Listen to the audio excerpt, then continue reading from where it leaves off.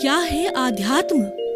दर्शन, चिंतन धारा, विद्या या संस्कृति की परंपरागत विरासत। आध्यात्म दर्शन यानी जीवन का शाश्वत सत्य। मानव जीवन से जुड़े शाश्वत सत्यों को जानिए और समझिए उपासक डॉक्टर सोहन राज तातेड़ से हमारे खास कार्यक्रम आत्मविज्ञान में। आत्मविज्ञान यानी सही दृष्टि, सही सोच। भाई और बहनों, मातृशक्ति को नमन। स्टूडियो में आपका हार्दिक स्वागत है, अभिनंदन, सत्कार है। आत्मविज्ञान, साइंस ऑफ द सोल कार्यक्रम के अंतर्गत हम आपको सही दृष्टि, सही सोच, राइट विजन, राइट थिंकिंग के तहत आपकी जो नकारात्मक सोच है, आपकी जो रॉन्ग बिलीफ है, जो आपका गलत चिंतन है, उस चिंतन को हम सही करते हैं, आपको सही डायरेक्शन देते हैं, आपको करेक्शन करते हैं, आपकी कमी को दूर करते हैं। और ये सारा कार्य हम अलग अलग एपिसोड्स के माध्यम से करते हैं। तो आज का हमारा बहुत ही सुंदर विषय है कि आत्मा की हाजिरी। भाई और बहनों, बहुत ही सुंदर विषय है। इस पर मैं व्याख्या करूंगा और ये मननीय है और ये जीवन में धारण करने के योग्य है। भाई और बहनों, मैं आपको उदाहरण देना चाहता हूँ। उदाहरण से हर चीज जल्दी पकड़ में आ जाती, समझ में आ जाती है। ये एक है, इस एक को मैं आत्मा कहता हूं। अब देखिए, ये जो आत्मा की परिभाषा वगैरह बाद में करूंगा, इसको आत्मा मानता हूं। अब मैं इसके जो है आगे जो 0 0 0 0 0 लगाता हूं। पहला 0 धन दौलत, दूसरा 0 पद प्रतिष्ठा, तीसरा 0 अपने घर के रिलेशन, पत्नी पुत्र वगैरह, और चौथा 0 आदमी का जो है वर्चस्व, पांचवा 0 आदमी के कई तरह के जो है वो सुख सुविधाएं। तो इस तरीके से 0 0 लगा दिए। तो एक के आगे लगने से इन 0 का हम मैथमेटिक्स की दृष्टि देखें तो कोई भी इसका जो है वैल्यू नहीं। उन सब 0 को एक एक को करके आत्मा के पीछे लगाया, वन के पीछे लगाया। यानी 10 0 पहला धन दौलत लगते ही 10 गुना, 100 गुना, 1000 गुना, लाख गुना, और वो होता गया। इसका अर्थ क्या हुआ? ये एक है तो सभी 0 सक्रिय हो गए, सबकी वैल्यू बढ़ गई। अब मैं क्या करता हूं? उस एक को दबा देता हूं, हटा देता हूं। तो एक के हटते ही चाहे उसके जो आगे वाले 0 है, चाहे पीछे वाले 0 है, वो 0 हो जाता। 0 मीन्स नो वैल्यू। आप समझे? अर्थ क्या हुआ? आत्मा है तो हर चीज की वैल्यू है, आत्मा नहीं है तो कोई चीज की वैल्यू नहीं। आज किसी भी कहना चाहिए कि बहुत बड़े प्रभावशाली व्यक्ति का है, मान लीजिए भारत का राष्ट्रपति है या भारत का प्रधानमंत्री नरेंद्र भाई मोदी का उदाहरण ले लीजिए। तो नरेंद्र भाई मोदी के भीतर आत्मा है तो वो आज प्रधानमंत्री है या पहले मुख्यमंत्री रहे। कोई कुबेरपति है तो रिलायंस वाले हैं तो उसके भीतर जो है दोनों भाइयों को ले लें हम, जो है तो दोनों मुकेश भाई और जो है दूसरे भाई के बीच के अंदर आत्मा विराजमान है। जब वो रिलायंस वाले हैं, टाटा को लीजिए, बिरला को लीजिए, जो भी कुबेरपति है तो उसके भीतर आत्मा है, तब वो कुबेरपति है। और बड़े से हमारी जो स्वर कोकिला है, लता मंगेशकर कह दीजिए, तो उसका शरीर हाजिर क्यों है और वो कोकिला क्यों है? कि उसके भीतर आत्मा विराजमान है। बड़े बड़े हमारे जैन धर्म के आचार्यों को लीजिए तो वो उन सबको, आज केवल ज्ञानी तो हमारे इस क्षेत्र में नहीं है, केवल सिमंदर स्वामी भगवान है, महाविद्या क्षेत्र के अंदर है, तो यहाँ से हम उनको वंदना ही कर सकते हैं। वहाँ तक पहुँचना बहुत मुश्किल है क्योंकि ये सर्वोच्च अवस्था है, केवल ज्ञानी की, तीर्थंकर की है, और वो हमें बनना है। वही आज हमारे एपिसोड का मकसद है कि हमको केवल ज्ञानी बनना है। तो वो कैसे बनेंगे वो हम बताने चाहे थे। आत्मा की हाजिरी क्या होती है? तो ये समस्त उन चीजों की वजह से है। और फॉर उदाहरण के तौर पर देखिए कि महात्मा गांधी इतनी बड़ी अंतर्राष्ट्रीय ख्याति प्राप्त व्यक्ति थे। अटल बिहारी वाजपेयी भारत की मानी जानी मानी हस्ती थे। स्वामी विवेकानंद ने बहुत कुछ दिया और हमारे बड़े बड़े महापुरुषों को देख लिए कि आत्मा की हाजिरी से वो जिंदे थे और आत्मा चली गई। महात्मा गांधी का शरीर गया, अटल बिहारी वाजपेयी का शरीर गया, विवेकानंद का शरीर गया और 100 वर्ष पूरे होने पर नरेंद्र भाई मोदी भी चले जाएंगे। आज जो है कोविंद जी है 100 वर्ष की अवस्था के बाद, वो भी अजर अमर नहीं है। तो मैं कहना क्या चाहता हूं कि इस दुनिया के अंदर कोई भी व्यक्ति अजर अमर नहीं है। हालांकि रावण ने जो है वो अमरता का और उसने जो अमृत पी लिया था, शिव जी का आशीर्वाद ले लिया गया, लेकिन भगवान के राम से के हाथों उसका उद्धार होने वाला था, वो भी चले गए, राम भी चले गए, सीता भी चले गई, वो मुक्ति को चले गए, वो तो अपनी जो है पूर्ण मकसद को प्राप्त हो गए। लेकिन वो कब थे? आत्मा की हाजिरी से थे।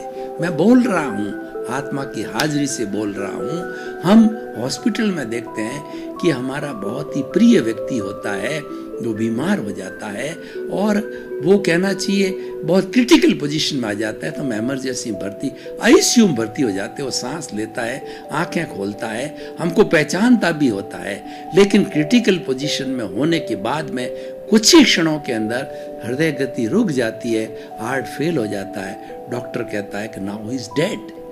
तो डेड होने के पहले पहले वो आत्मा हाजिर थी, आत्मा की हाजिरी थी। जब वो बोल रहा था तो बड़ा ये गूढ़ रहस्य है। ये समझिए कि इसकी हाजिरी रहने से ये मिश्र चेतन है, ये हिलता है, ये डुलता है, ये खाता है, पीता है, अरबपति बनता है, करोड़पति बनता है, नेता बनता है, कुबेरपति बनता है, माता बनता है, पिता बनता है, बेटा बनता है, ऐश्वर्यशाली बनता है और सब कुछ बनता है, मानता है। वह किसकी वजह से? आत्मा की हाजिरी से। तो आप भाई और बहनों प्रमुख बात को समझिए, हम बड़े अज्ञानी लोग हैं। हम गौण को मुख्य बना देते हैं, मुख्य को गौण बना देते हैं। जिसकी हाजिरी है, हमको पता है कि इसकी हाजिरी से ही ये चलेगा और ये जाएगा, तो राम नाम सत होगा। हर जानता है, हर व्यक्ति जानता है, लेकिन फिर भी अहमियत किसको देता है? मैं और मेरा को। अहंकार करता है, मेरा कितना रूप है, मैं कितना बलवान हूं, मैं कितना पैसे वाला हूं, मैं कितना धनवान हूं, मैं कितना बड़ा नेता हूं, मैं कितना बड़ा लेखक हूं, मैं कितना बड़ा ज्ञानी हूं, मेरे इतने बेटे, मेरी ऐसी पत्नी पढ़ी लिखी और ऐसी रूपवान, यूं यूं करके करके और इंद्रिय सुख में लुप्त हो जाता है। तो मैं क्या कहना चाहता हूं? मैं ये कहना चाहता हूं, उसकी प्रेजेंस को इग्नोर मत कीजिए। मुख्य चीज को इग्नोर करोगे, पछताओगे। ये मानव तन मिला है, आत्मा की हाजिरी को पहचानने के लिए मिला है। देखिए, हम कभी सत्संग करते हैं, बड़े बड़े आचार्य आते हैं, प्रवचनकार आते हैं, उसकी हाजिरी से सत्संग होती है। आज देखिए, देश इतना आराम से सुंदर क्यों चल रहा है? आज भ्रष्टाचार मुक्त है देश, आज स्वच्छ भारत है, और आज देखिए इंडिया जो है वो डिजिटल इंडिया बन गया है। आज भारत की साख देखिए, विश्व विख्यात साख है। आज हमने अंतर्राष्ट्रीय योग दिवस मना रहे हैं, पूरा विश्व मानता है ये भारत की कृति है, पूरा विश्व मानता है अहिंसा प्रधान देश है। इसीलिए 2 अक्टूबर को, हर 2 अक्टूबर को पूरा विश्व अंतर्राष्ट्रीय अहिंसा दिवस मनाता है। भारत में इतने बड़े बड़े चीजें, क्योंकि आज विश्व मानने लग गया है भारत धर्म गुरु देश है। क्यों मानने लग गया है? ये नरेंद्र भाई मोदी की प्रेजेंस। मैं किसी पार्टी से जुड़ा हुआ नहीं हूं, मैं तो प्रमोद भावने वाला व्यक्ति हूँ। मैं तो गुणों की अर्चना पूजा करने वाला व्यक्ति हूँ, गुणों को जीवन में उतारने वाला हूँ, गुणों को प्रस्तुत करने वाला साधक व्यक्ति हूँ, उपासक हूँ, और गुणों की उपासना करने वाला हूँ। व्यक्ति विशेष की उपासना नहीं करता, किसी पार्टी बाजी की बात नहीं करना, क्योंकि मुझे किसी से भौतिक जो है प्रलोभन नहीं है कि मुझे किसी भौतिक चीज चाहिए। मैं तो आपको सब सही रास्ते पे ले जाने वाला हूँ, और सही रास्ते पे खुद जाना मेरे जीवन का सिद्ध बुद्ध मुक्त होना चाहता हूँ। जीवन का लक्ष्य है सिमंदर स्वामी के चरणों के अंदर जाकर के वहाँ रिजर्वेशन करा करके मैं तो रोज दादा भगवान जो मेरे गुरु हैं उनसे प्रार्थना करता हूँ, हे दादा भगवान आप रोज उड़न खटोला में भवी जीवों को ले जा करके और सिमंदर स्वामी के उन ज्ञानी जीवों को सिमंदर स्वामी के चरणों में हाजिर करते हो, तो वहाँ पे जन्म लेकर के वहाँ चौथा आरा चलता है। वहाँ पर हमारी तरह सुख दुख नहीं है, वहाँ परमानेंट अक्षय सुख है। उनके चरणों में जन्म लेकर के 2-3 जन्म के अंदर जो कुछ भी कषाय बचा हुआ है उसको शुद्ध करके सिद्ध बुद्ध मुक्त बनना चाहते हैं। तो भाई और बहनों, ये सब किसकी हाजिरी से है? आत्मा की हाजिरी से। उसको इग्नोर मत करो। कबीरदास जी ने बहुत ही अच्छी तरीके इसका विवेक दिया हमको कि सुख में सुमिरन सब करे और दुख में करे न कोय। जो सुख में सुमिरन करे तो दुख काहे का होए। वो कहते हैं कि दुख जब आता है सब ईश्वर को याद करते हैं, और जब सुख आता है, ईश्वर मीन्स क्या? आत्मा की हाजिरी। ये सबसे बड़ा ईश्वर है, इससे बढ़ के कोई ईश्वर नहीं है।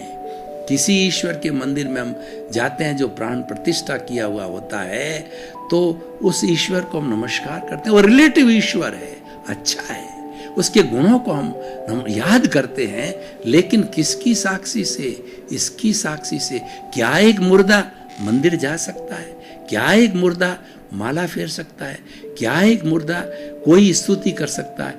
नहीं कर सकता। आत्मा की हाजिरी चाहिए, तब वो कर सकता है। तो क्यों आप उसको भूल रहे हो? यही आपको याद दिलाने के लिए हमने ये आज एपिसोड रखा है। हर सूरत में आत्मा की हाजिरी को रखो और देखिए आत्मा बेचारी क्या है, ये बंधी हुई है। भगवान महावीर को प्रश्न किया उनके शिष्यों ने, क्योंकि वो तो भगवान थे, शरीर में रहते हुए भगवान थे, तीर्थंकर थे। हर केवल ज्ञानी भगवान होता है, उसके पास में एब्सोल्यूट नॉलेज होता है, उससे भूत भविष्य वर्तमान और जड़ चेतन की कोई अवस्था छिपी नहीं होती है। वही लक्ष्य हमारा। केवल ज्ञान के बाद में ये जो हमारी आत्मा भीतर बैठी है वो हमेशा हमेशा के लिए इस जड़ रूपी शरीर से मुक्त हो जाएगी। अवचे जो हमारा कार्बन शरीर से मुक्त हो जाएगी, लिंग शरीर कॉजल बॉडी से मुक्त होकर के, और वो सिद्ध बुद्ध मुक्त और परमात्मा बन जाएगी।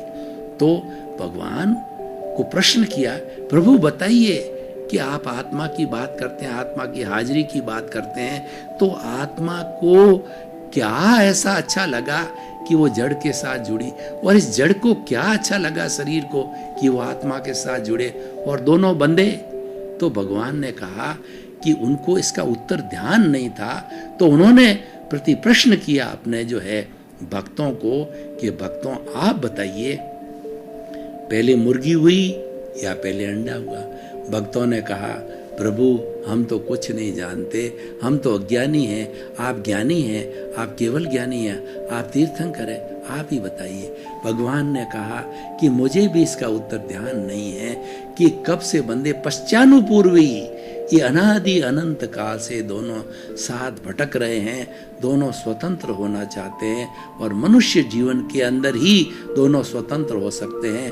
जड़ जड़ में चला जाए, चेतन चेतन में चला जाके मुक्त हो जाए, ये जीवन का ध्येय होना चाहिए।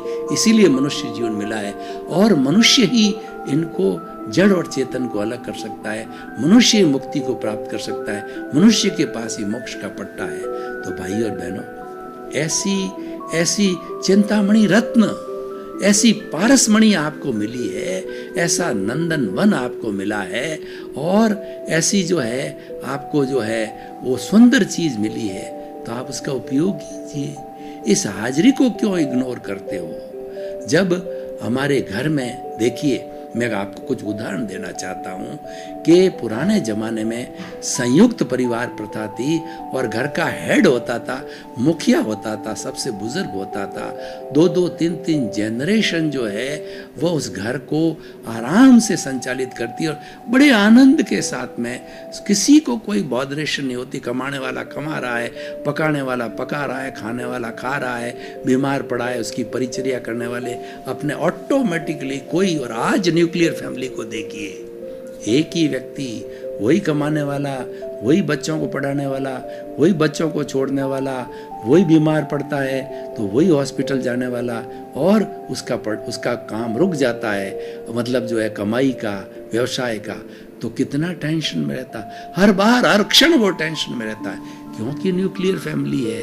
तो मैं क्या कहना चाहता हूँ, हेड होता है, सब काम बढ़िया चलता है। एक फैक्ट्री, बहुत बड़ी फैक्ट्री है, उसका मालिक फैक्ट्री में आकर के बैठता है, राउंड भी नहीं लगाए, ऑफिस में बैठा रहता है, तो जितने भी सैकड़ों हजारों कर्मचारी है सबको मालूम पड़ जाता है कि मालिक है, कभी भी राउंड पे आ सकता है। सब 100% एफिशिएंसी से, बल्कि मोर देन 100% एफिशिएंसी काम करते हैं वो, क्योंकि वो देखता है मालिक मुझे देखेगा कि मैं अच्छा काम कर रहा हूँ तो मुझे वो प्रमोशन दे देगा। तो देखिए इतना उस मालिक का प्रभाव है। भौतिक मालिक का कितना प्रभाव है, तो चेतनामय मालिक का कितना प्रभाव होगा। उसकी प्रेजेंस को इग्नोर मत कीजिए, उसकी प्रेजेंस को याद रखो कि खाली ये जो हम भुगत रहे हैं, यानी हम जो भोग रहे हैं, जो भी पुण्य पाप भोग रहे हैं, वही सब कुछ नहीं है, और उसको सब कुछ मानना अज्ञान है, और इस अज्ञान का वेल्डिंग ही दोनों को जोड़े हुए है। क्योंकि हमने आत्मा की हाजिरी को इग्नोर कर दिया, इसको प्राथमिकता दी। किसी ने कुछ कहा, मसाणिया बैराग क्या होता है, किसी को हम मरता हुआ देखते हैं और शमशान जाते हैं, हमको वैराग आता है, अरे हमको भी एक दिन जाना इस रास्ते, और थोड़े क्षणों के लिए हम जो है वो हाजिरी करते हैं आत्मा की, फिर भूल जाते हैं। लेकिन ज्ञानी पुरुष कभी नहीं भूलता है। ज्ञानी पुरुष तो सोचता है ये जो चल रहा है ये तो मेरा उदय है, ये तो मेरा प्रारब्ध है, ये मेरा किया हुआ है, ये मेरा क्वेश्चन पेपर मैं जो दे कर के आया हूँ उसका रिजल्ट मिल रहा है। वह इस रिजल्ट को सुधारने की कभी कोशिश नहीं करता है। उसको रिजल्ट को सुधारना है, वह शुभ प्रवृत्ति कहलाती है। मन वचन काया की शुभ प्रवृत्ति रिजल्ट को सुधारना है, और वो धर्म ध्यान है, वो रिलेटिव पुरुषार्थ है। अच्छा है, something is better than nothing. बिल्कुल न हो तो कुछ का होना अच्छा है। हर धार्मिक प्रवृत्ति अच्छी है। अलग अलग लेवल होते हैं, व्यक्ति के अलग अलग लेवल होते हैं। हम क्लास में भी देखें, क्लास में मंद बुद्धि, मध्यम बुद्धि और तीव्र बुद्धि के स्टूडेंट होते हैं। मंद बुद्धि, अब टीचर का कर्तव्य होता है कि ऐसा लेक्चर दे कि तीनों को रेगुलेट करे, तीनों उसको पकड़ सके बात को, और वो खाली तीव्र बुद्धि की बात वाले लोगों के लिए लेक्चर देता है, पढ़ाता है, तो बेचारे मध्यम बुद्धि और मंद बुद्धि वाले जो है वो रह जाते हैं। भगवान करुणाशील है, भगवान दयालु है। उन्होंने ऐसे रास्ते बताए हर व्यक्ति को मोक्ष मिले, हर आत्मा को मोक्ष मिले। भगवान तो कहते हैं अपना सच में से जा, मैं तिंग भुए सो कब पाए, तुम स्वयं सत्य खोजो। मेरे को आप मानते बहुत हो, भगवान है भगवान है भगवान है, श्रद्धा करते हो, कभी नहीं भूलते हो, पर मेरे को जानो। जानने का अर्थ क्या है कि किस रास्ते से मैं भगवान बना। अब जो है अपने मरे बिना स्वर्ग नहीं मिलता है, मुझे स्वर्ग जाना है, मरूंगा जब भी स्वर्ग मिलेगा। तो भगवान को जानो कि कौन सा रास्ता भगवान ने अपनाया। आत्मा की हाजिरी को वो कभी नहीं भूले, एक क्षण भी नहीं भूले। वो आत्म प्रकोष्ठों में रहते थे। मैं शुद्ध आत्मा हूँ, मैं ज्ञाता हूँ, मैं दृष्टा हूँ, मैं जानने वाला हूँ, मैं देखने वाला हूँ, मैं अनंत ज्ञान वाला हूँ, मैं अनंत दर्शन वाला हूँ, मैं अनंत शक्ति वाला हूँ। और ये जो मन वचन काया रूपी महावीर का पुतला जो कर रहा है, उसमें वो तटस्थ रहे, चिंतन करते रहे, ये तो मेरा उदय है, ये तो मेरा प्रारब्ध है, मैं इसके साथ में नहीं जुड़ूं, वो निष्पक्ष रहे, तो उनके कर्म देखते देखते देखते देखते 12.5 वर्ष में कट गए। तो भाई और बहनों, मैं क्या कहना चाहता हूँ, उसकी प्रेजेंस को भूलो मत। प्रेजेंस है, वो हम सब जानते हैं, और मैंने आपको प्रारंभ से ही बता दिया कि वो है तब बोल रहे हो, है तब खा रहे हो, पी रहे हो, उठ रहे हो और बैठ रहे हो, ठीक है, सब कुछ कर रहे हो, लेकिन हम भूल जाते हैं, हम भुलक्कड़ हैं, हम अज्ञानी हैं। वो हमको नहीं भूलना है, उसकी सतत प्रेजेंस को हमें ध्यान रखना है। सतत प्रेजेंस को ध्यान रखने का अर्थ क्या है कि जो कुछ भी हमारा कर्मों का उदय प्रारब्ध चल रहा है, उसमें निष्पक्ष रहो, क्योंकि उसमें आप स्वतंत्र हो, उसमें टांग मत अड़ाओ, दखो दखल मत करो, उसको तो ज्ञाता दृष्टा भाव से खाली देखते रहो, क्योंकि उसमें टांग अड़ाने से कुछ नहीं होगा, आपकी टांग टूटेगी। आप देखिए, एक मोटरसाइकिल चल रही है, स्पीड में चल रही है, आप टांग अड़ा के इसको रोकना चाहते हो, मोटरसाइकिल नहीं रुकेगी, आपकी टांग टूट जाएगी। तो आप इस कुदरती रचना और कुदरत के कानून के अंदर टांग अड़ाते हो, तो क्या होगा, आपके नए कर्मों का बंधन हो जाएगा। टांग अड़ाना मतलब आपने जड़ को स्वीकार किया और फिर नया जड़ बनेगा, वो मल्टीप्लाई होगा, हमारा कर्म शरीर मल्टीप्लाई होगा, और ज्ञाता दृष्टा भाव से रहोगे, कोई रिएक्शन नहीं दोगे, तो क्या होगा कि वो धीरे धीरे साफ हो जाएगा। मैं आपको उदाहरण देना चाहता हूँ, किसी व्यक्ति ने आपको 1 गाली बोली, 2 बोली, 4 बोली, आप चुप रहे, आप चिंतन करते रहे, मेरा ही किया हुआ है, मेरी ध्वनि, मैंने पूर्व जन्म इसको गाली दी तभी ये बोल रहा है, इसकी कोई ताकत नहीं है, इसको तो प्रकृति ने हाजिर किया है कि ये तो मेरा हितैषी है, मुझे गाली दे के शुद्ध कर रहा है। आपने उसको पॉजिटिव लिया, आपने उसको नेगेटिव नहीं लिया, तो क्या होगा, वो गाली देता देता चुप हो जाएगा, मतलब हिसाब क्लियर हो जाएगा।